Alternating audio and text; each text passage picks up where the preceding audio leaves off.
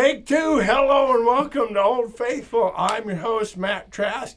Please like, share, and subscribe to my YouTube channel, Matthew J. Trask. My thanks, as always, to Haggerty's Music Works here on the hill in Rapid City. Look for the big red left and right-handed Stratocaster. My thanks to the incomparable Johnny Hastings, making me and my guest look fabulous on screen.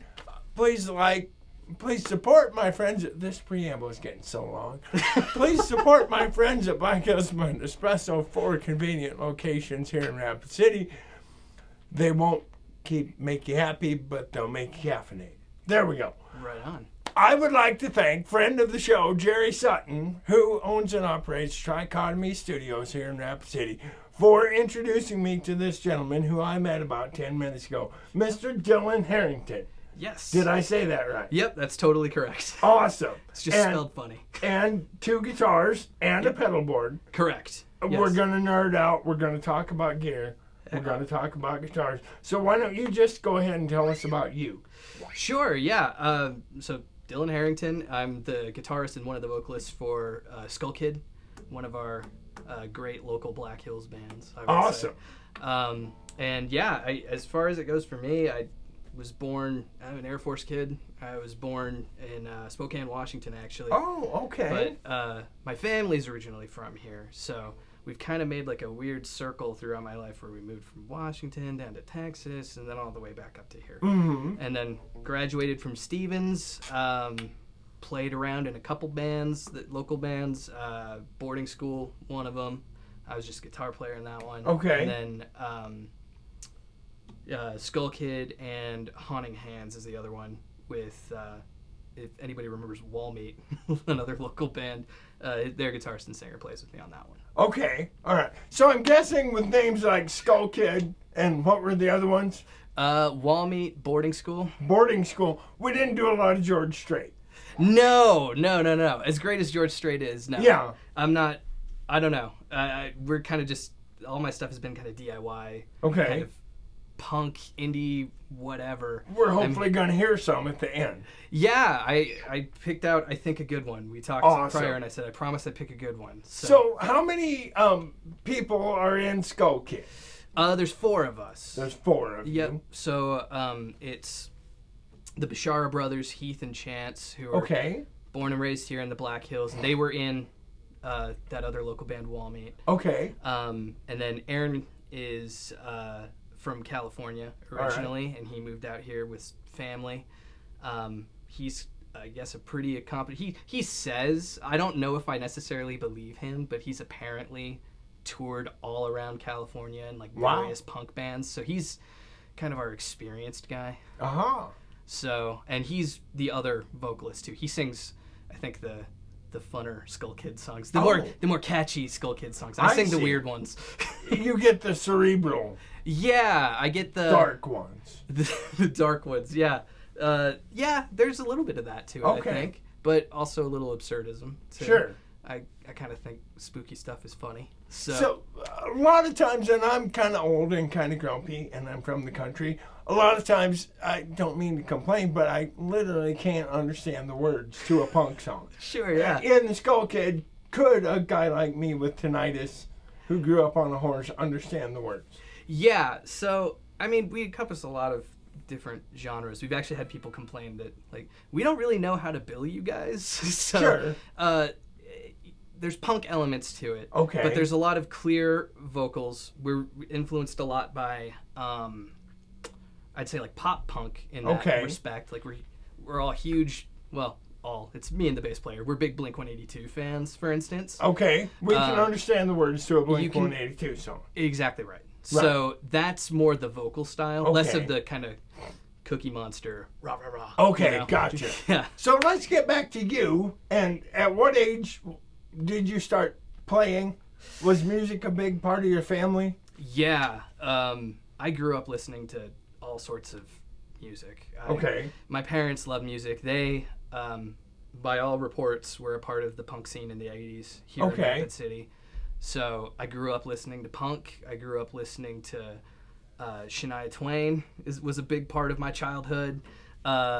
Matchbox 20. You know, I grew up with like the mom rock and stuff like that. And then there's stuff like, you know, my dad would take me on drives in his car and go, "We're gonna listen to Nine Inch Nails. Don't tell nobody." You know. Oh, so okay. I on top of that, we listen to like hip hop. I've been exposed to everything. I love music, and you know, I've always sang. You know, I've been in like plays and stuff like that as a kid. So I liked singing, and I liked singing in front of folks, but picking up a guitar didn't really occur to me until I was older. Okay. I was about 14 when I begged my parents to get me a guitar, and they were like, "Well, how about you use your dad's guitar? It's this old Rogue Dreadnought acoustic that might still be my favorite acoustic guitar ever, because that thing just stays in tune, and I don't know how." Wow. But well, I'm guessing it had maybe been acclimated from being drug all over America. I think on so. an Air Force tour. Exactly. That would make sense. And maybe the tuners were just so corroded that you know, it was just this old guitar, and they're like, "Well, you can play this, and we'll get you guitar lessons," which they picked up some guitar lessons for me at Haggerty's. So I did a year of that. And you know, it hurt my hands to play, but ultimately it was a really good thing, because now I can kind of play whatever. Sure. And my hands are just calloused. They're just like, awesome. They don't care. But yeah, that's when I started playing, was about 14. And then after the guitar lessons dropped off, I started working. I saved up some money and decided to buy my own kind of thing. And that's where this guitar, I can switch guitars actually real quick. Perfect. While you're switching guitars, I will point out that Nine Inch Nails became much more respectable after Johnny Cash covered a Nine Inch Nails song. That's right. He made that song his own. Then you could tell people that you had listened to Nine Inch Nails. So what, we have a Telecaster here. I'm obviously a huge Telecaster fan. Yeah, they're kind of country guitars, aren't they? They're very country guitars, yes. Yeah, and so me, I was big into Radiohead. Okay. So I saw this and I thought Johnny Greenwood. Right. And I was like, "Oh yeah, I'm gonna pick up this guitar and it's gonna be great." And this is maybe my favorite, well, now second favorite electric guitar. Just because I don't know what it is. It just feels right. You know. Right. It's got this. I got smaller hands. It's got kind of a nice flat but still small neck board on it, and the action on it is super low. So like I don't have to press hardly at all compared to that Rogue acoustic that I learned on, where action was like 2 inches off the fretboard. But so when you purchased this and you took it home, did you discover that you were pressing your chords out of tune immediately? Well, I discovered a lot of things that I was doing wrong on this guitar. Okay. This is the thing that I learned most everything I know now on. Okay. But yeah, I could tell immediately that this thing stayed. It didn't sound weird when I would go higher up the neck. Okay. So the Rogue acoustic, it was like bent and warped. This neck was sure. And it stayed in tune on like open like cowboy chords and stuff like that. But like the higher you get up on the fret, it would start to sound wrong. It wasn't intonated. Yeah. Okay. Exactly. So this thing was all set up by Haggerty's, and I just picked it up off the rack and played it and fell in love, and it's basically been that way since. Do you remember what year you bought this? Yes, it was 2007. I was 15 years old. 2007. Yep. Wow. Awesome. So it is a made in Mexico Fender Telecaster. Yep. Probably a basswood body in basic black. There's probably 1 million of them in circulation at this point. Yeah, exactly and right. Just a good old... Have you done anything to it? Yeah, I actually put in Seymour Duncan vintage voice tele pickups in here. Wow. Just to get more... Because, I don't know. The made in Mexico guitars, I think, nowadays are a little bit better than maybe mid-2000s were, just pickup-wise. Could be right, yeah. That's just the way of picking them up and playing them around when I show up at Haggerty's and decide to buy something random. I needed something with a little bit more to it, so I decided to do that, and I've not looked back. Like, it still sounds like a Telecaster, Right. but just less hum, less of the bad qualities of. Well, it's, and we don't talk about this enough on Old Faithful, Western South Dakota's premier one-eyed cowboy guitar show, that it's a very popular pastime among us guitarists to buy a more reasonably priced guitar and put new pickups in it. Yep. And that's not always the answer, but sometimes it can be, and it can make a radical difference, and it's fun.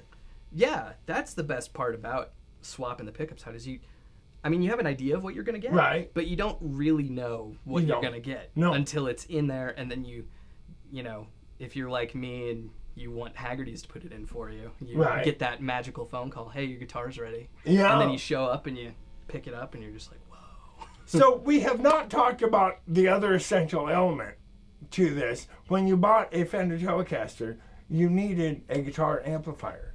Yes, I did. Did you buy a guitar amplifier? Yes, I did. Also from Haggerty's. It was very much a similar model to what we're running right now. I think it was the 30 watt as opposed to the 15, but it was a Vox. And I think it's similar to this one in that it had modeling on it. Oh, okay. Because I wanted something that would kind of cover all bases, because I wanted to play whatever. Right. So I picked it up and loved it, and I was able to do whatever with it. I could play dirty, I could play clean, I could do my, little weird fifth chord thing on it, or I could, So I love the Vox amps, but then I ended up needing something a little bit more for the current band. Okay. Because all throughout boarding school, this was the main boarding school guitar. Boarding school being the band. The band, No, yeah. you were in boarding school. I need to clarify that all. Well, it's okay, yeah. But yeah, it's my band boarding school. This was my main guitar. Okay. With the Vox amp. And then with boarding school, it was more kind of garagey. You could kind of sound more that tweed kind of sound. With Skull Kid, we added more heavier elements, so I needed something to kind of compensate. Sure. So what I did was I took the drummer in our band, Heath. He has a PV Windsor amp. Okay. Which is a great punk amp. And I just took the head off that and swapped it for my orange Crush Pro. Okay. And that's the rig for Skull Kid. Is using that distortion from the Orange Crush. Though lately I've been relying more on pedals for my distortion, which we will get to. Sure. So the AC30, I believe this one, the AC15 that you're going to perform on, is a single speaker amplifier. Was that a twin? Did it have two speakers? I think it was single as well. It was single. Okay. Yep. All right. So very similar to this. I feel at home with this. Okay. Awesome. Cool. We should probably move on to the other guitar. Yes. And this is kind of the reason he got on the show. Mm-hmm. Jerry Sutton sent me a picture of this guitar. Yes. So I'm sure Johnny and the rest of the guys here at Haggerty's can speak to how many guitars I buy. I've been kind of on a weird journey to try to find something that I liked as much as my Telly. Because that's the sort of theme we love here on Old Faithful, by the way. Really? Yeah. The search for a guitar we love as much as the... Never mind. Tell us about the guitar, yeah. Yeah, no. So with this, I wanted something that would kind of give me the feel of my Telecaster, but the grit and distortion of like my SG. Okay. So the funny thing with this guitar. At which point we learn you have an SG. Yes, I do have an SG, which I could bring another time if you want, because it's also a really fun guitar. There's a lot of weird stuff to it. Well, let's stick with this guitar. Yeah. I just had to point that out. Yeah. I've got a lot of guitars. So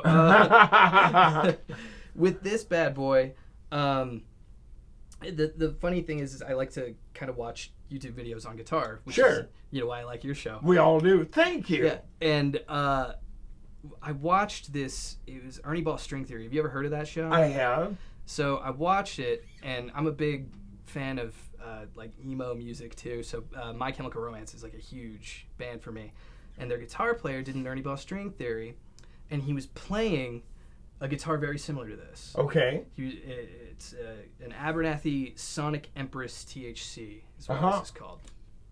And I just was like, oh my gosh, I got to get something like that.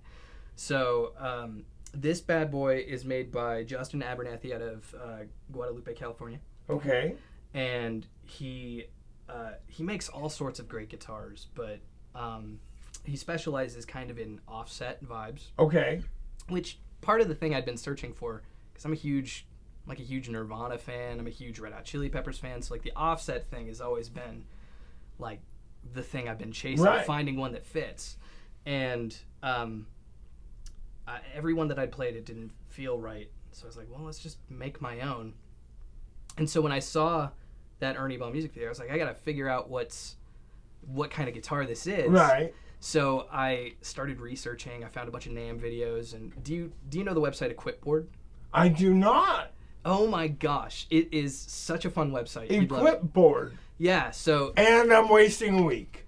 Perfect. Yeah, I'm telling you, it's such a great website. So if you have like somebody that you like, that you want to know what kind of equipment that they use, you just go to this website and you search, and it'll tell you like exactly what year, what model, what make. Wow. So I'm a huge fan of updating that website because I like to do research, and I like to know what my heroes are playing, right? So I did a bunch of research, and I found this guitar company through that Ernie Ball website or video, and I ended up updating the Frank Eero Equipboard page with his Sonic Empress THC, which is called Bones. Wow. So if you guys go to that website, you'll see my edit. Okay, perfect. And as soon as I saw it, I was like, I gotta get this. So I reached out, and Justin Abernathy is his name. He is such a chill dude, such a nice guy. Basically just goes, what do you want? What are you looking for? And that's kind of, I don't know, I'm not used to ordering guitars to spec. So it was nice to have him kind of walk through, but we got to pick kind of everything about this guitar to kind of fit what I wanted. So it's a short scale. Okay. It's 24.75 inch, 9-inch radius, very similar to the Tele neck. And it's the modern C. So again, similar to the Made in Mexico fenders. This is a maple neck that's been roasted, and then it's Indian rosewood fretboard, and it's a tempered pine body. Oh, so it's light. Yes, hold it, man. I'm telling you. Oh, it's light. Ladies and gentlemen, this thing is light right here. Yep, and that was a request of mine because I'm a big baby and I can't play big boy guitars. My buddy has a Les Paul, and I break my back every single time trying to play it. We all laugh when you say you're a big baby. Actually, what you are is a genius, because there's so many of us walking around with bad backs from our perfect tone guitars that were way too heavy, you know. It's still worth it, though. It's still worth it for the perfect tone. It's still worth it. Yes, it is. So on to more of the guitar. So what kind of pickups are those? So these are wired by Rob with Gemini pickups out of New York. He usually specializes in gold foil pickups. Okay. Which I love gold foil, and I love that it's making a comeback these days. Like the old Harmony guitars are some of my favorites, but we asked him to make a humbucker and a P90 for me, because I wanted something that would fit, you know, my Tele tones and my Gibson tones. Right. And he hand wound these, and somehow, because we decided on a red burst finish, normally the copper wires, you know, they're copper. Right. The madman found a way to dye it red.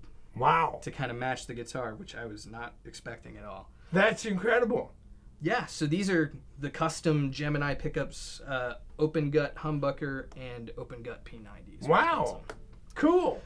And it's sort of a mastery bridge. Yep, so it's mastery bridge and trem, exactly. That's what it is, actually. That is exactly what it is. And we simply have, first of all, is that a bone nut? No, I believe it's a synthetic bone nut. Okay, perfect. But we have to talk about this. The headstock. The headstock. Why did we choose this? Which is, yeah. So, it's Justin's thing. Okay. He has a couple different models that he'll do, and he'll kind of custom to what you want. The Empress has this almost classical guitar looking headstock. It is a classical headstock, yeah. And it's the most eye-catching thing about the guitar. It's the first thing that It's how I realized that in that video, Frank Iero wasn't playing a Mustang that had been heavily, or a Jaguar, excuse me, that had been heavily modded. Right. You know? It was, whoa, what is that headstock? So apparently it is greater tuning stability. Okay. Because there's no like string trees, no nothing goofy going on with it, and it does stay in tune pretty well. Though that could be the Schaller tuners too. Well, that wouldn't hurt. So those are Schallers. Yep, Schaller locking tuners. Okay. Wow. Old vintagey looking though. Yeah, so I don't know. I have a thing where we can go on a tangent, but I've won guitars before where they've been super, super nice. Right. And I almost feel too precious to play them. You know what I mean? Like I don't want to hurt the guitar because you can see on my telly it's scraped all the heck. Because I pick so aggressively and I beat it up. Well, you're in a punk band, or a few of them. Yeah. Yeah. And you're a punk. Yeah, exactly. Right. Yeah, a misanthrope, if you will. Exactly. So I wanted something that was roughed up. I told him, like, sure. I want it to look crusty. I want it to look gross. So do that. Right. And he did. And now it's like, okay, I don't feel like bad if I ding it anymore. You know what I mean? It looks like it was probably made in Japan in the 60s. Right. Or Italy. Right? Like it has that, it definitely, so it's made in USA and I don't want to knock it or anything, but it has that vibe of like an old. No, it's really cool. That's not a knock at all in my book. It's got that old kind of knockoffy feel, but it's got the quality of like something you'd get from a custom shop. Sure. Yeah. Which is amazing. And yeah, I'm very happy with this thing. It stays in tune beautifully. The trem is amazing. I've never had a mastery before. So this is just like the Cadillac of trems to me. You like it? I love it. Yeah. Does it often with non-Floyd Rose tremolos, the complaint is that it goes out of tune if you use it too much. Do you use it much and does it stay in tune? I use it usually for effect. I usually use it with like feedback. Okay. Stuff like that. So it's kind of the point to bring it out of tune at that point. So if you're like wrenching on it, right, it's gonna go out of tune for sure. But with normal use, like if I just kind of like it'll stay in tune with that kind of a right. You know what I mean? So yeah, it's great. And simple control scheme too. That was another must for me. I can't with the Jaguars and the Jazz Masters and their different wiring. It hurts my tiny brain. I can't. There's a lot of stuff on there. Yeah. So we have one volume, one tone, yep, and a mil-spec toggle switch. Yep. Up at the top. Exactly right. And that's what the THC in its name stands for is top horn control. Aha, top horn control. Another use for the abbreviation THC. Exactly right. Yes. A more business appropriate one. A more business appropriate. Yes. So has this guitar moved to the #1 spot? No. Yes. This is, I mean, I can't want anything else in a guitar, you know? Right. So I hate to ask you this question, and I'm going to ask it anyway. Sure. Do you like this guitar better than the Telly? I put him in a hell of a spot. I know. Well, so the thing with that, so that guitar's name is Gigi, because that's my grandma's guitar. She bought it for me before she unfortunately passed away. Oh. So I have, but with her, I played that guitar for her for those last few months. So I have a lot of very fond memories with that guitar. Right. That said, this thing does play better in this thing is a dream come true, honestly. And awesome. It sounds wild. I think Jerry even told you in his message that it beat out our Les Paul. He did say that in the message. Yeah. Yeah. It does have I didn't notice that it had a humbucker in the bridge. Oh, so it would compete with a Les Paul in theory. Oh, yeah. And then it still does my Telly twang kind of deal with the P90. It's got kind of that weird, like the neck pickup vibe of it. So it checks all the boxes for me. Hey, perfect. We should probably move on to the pedal board. Sure. Which has a couple of my favorites on it. Yeah, I love pedals. Yeah. And I had to simplify it quite a bit for Skull Kid stuff. So you are a guy with a huge collection, and your pedal board is probably changing all the time? All the time, yeah. And, I mean, this is the small one, but I have a larger one with, you know, some of the weird stuff on it. Like, I'm a big fan of the... We have a large and small pedal board. I like this guy more and more all the time. I have a lot, and it's... Because it's fun to play with pedals. It's fun to twist knobs and figure out what it sounds like. But on this pedal board, I went with I needed something more distorted because there's a lot of more dynamics in our music now. We go from cleans to loud, doing the 90s thing. And I went with a JHS Series 3 Fuzz for the distorted tones, which it just sounds gnarly because it's got this switch on it that's like it makes it sound fatter. Okay. And it just makes it sound really gnarly. Oh, wow. So do you mostly play with that switch and gauge, the fat switch? Oh, all the time, yeah. Okay. That's like a must for me. That's the thing. That's why you bought it, for more. Yeah, I want more better. Okay. More options, more better, yeah. Well, as Josh Scott himself, the maker of the pedal, says, loud is more gooder. Yeah, exactly right. Right, yeah. Exactly. There you go. I'm a big fan of his... Shout out to Josh Scott. Exactly right. Yeah. Makes a hell of a pedal. He does. The other thing that I have is just the Boss Chorus Ensemble pedal, which is just it's an amazing chorus pedal, right? It's great. Yeah. It's the classic, right? Yeah, it is. Yeah. And I just really love it. And on top of that, I have my Electro Harmonics Holy Grail Reverb. One of my absolute favorites. Are we using it today? We're probably not. I don't use it for use it for any of my real. There's a few songs I use it for with Skull Kid, but it's not the main focus. Okay, all right. But it's a great pedal, and my favorite feature about it, because I'm a dum-dum when it comes to setting up these pedal boards, right, is it's got it labeled which chord goes to the amp and which doesn't. Oh! See what I mean? Yes! So, like, if you want to just use it, you amp. Yeah, you go guitar. to the amp and then guitar to the other one. Oh. I need clear direction when it comes to these things because I exactly get distracted. Right. And then just this is I don't even know what kind of tuning pedal this is. I can't read that. So it was something I got on Amazon for like $20. And it tunes your guitar. And it tunes it great. Like it cuts the signal so you don't have to. Right. I don't know. You don't have to lower your volume or anything goofy like that. It just cuts it, and yeah, it's great. Very clear indication. It's bright on stage. Awesome. Which I like. Some of them are not. That's right. Some of them aren't, and you can't really see, and then you're just like squinting, and you look like a goober tuning. Yeah. So. Now with the Boss CE, that is the CE5. Yep. Okay, I have to tell this story now. The Boss Corporation was the main pedal corporation for a long time. Their first chorus pedal was the CE1. It was a monstrosity with a cord, with a wall wart. Their second chorus pedal was a CE2, and I had one.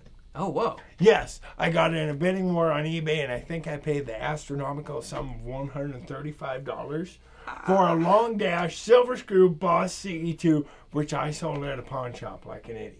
What? Yes. Oh, no. Back to you. No, yeah. That's basically the pedal board that I have now. There's other stuff I play with. Like sure.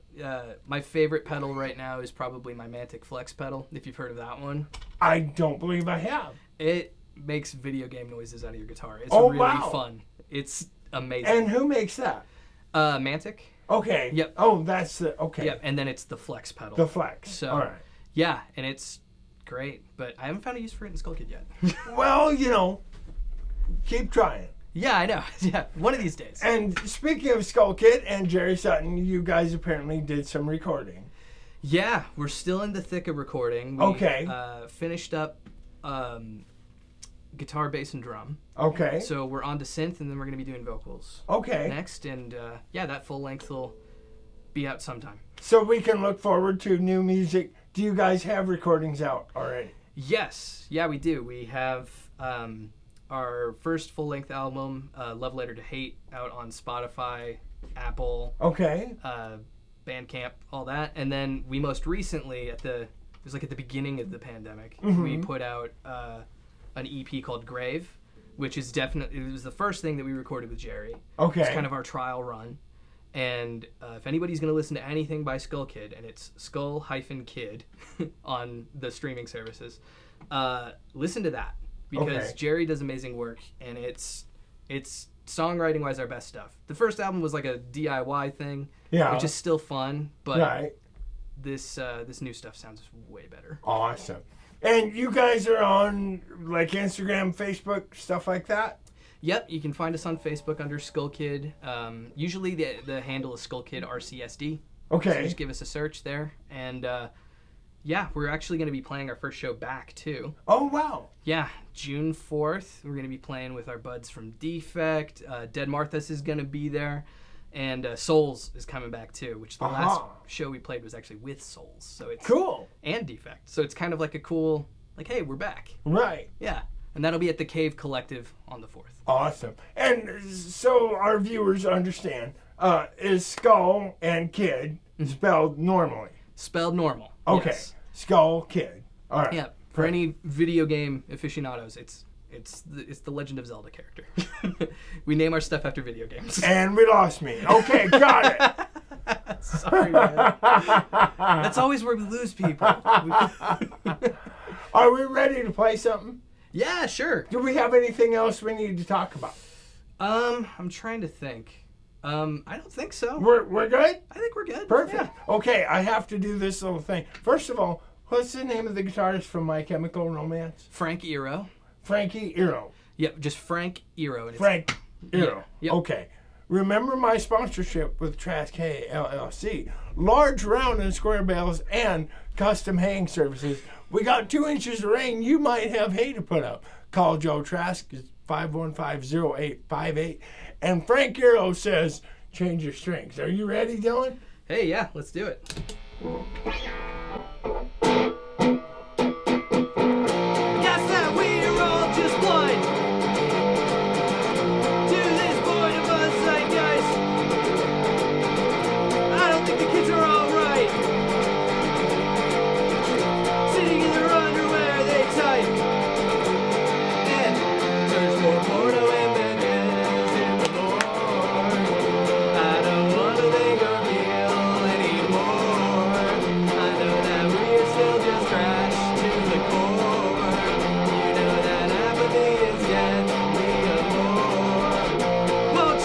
Dance on the graves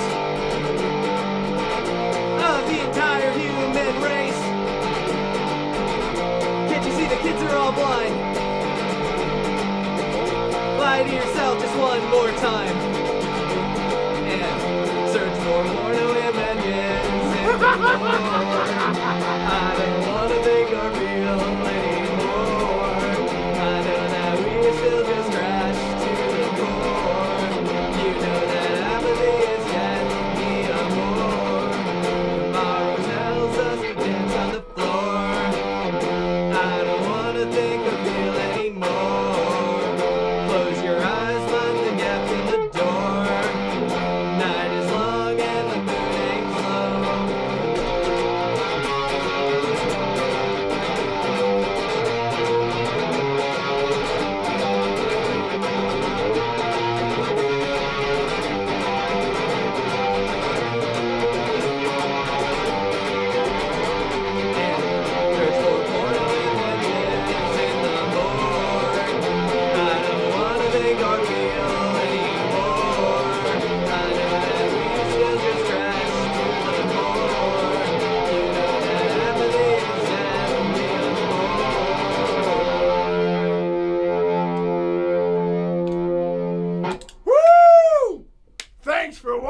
I was going to mention Mr. Harrington played through a Vox AC-15, which is available for sale here at Haggerty's.